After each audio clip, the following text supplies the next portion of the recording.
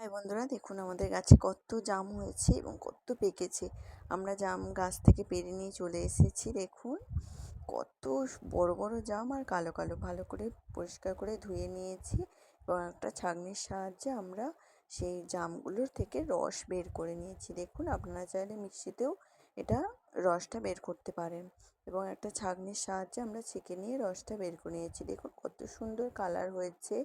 ওর মধ্যে আমরা দিয়ে দিচ্ছি সামান্য চিনি, সামান্য বিট লবণ আর একটু চাট মশলা আর একটু সামান্য লেবুর রস দিয়ে আমরা ভালো করে মিশিয়ে নেবো। দেখুন আমাদের এখানে জুসটা তৈরি হয়ে গেছে। ওপর দিয়ে বরফের টুকরো দিয়ে দিয়েছি। খেতে অসাধারণ হয়েছিল। আপনার বাড়িতে অবশ্যই তৈরি করে দেখবেন। অসাধারণ খেতে হয়েছিল। আপনারা না খেলে বুঝতেই পারবেন না। গাছের পাকা জামের জুস খেতে অসাধারণ হয়েছিল। ভিডিওটা ভালো লাগলে অবশ্যই একটা লাইক করবেন, সাবস্ক্রাইব করবেন, শেয়ার করতে ভুলবেন না। ধন্যবাদ।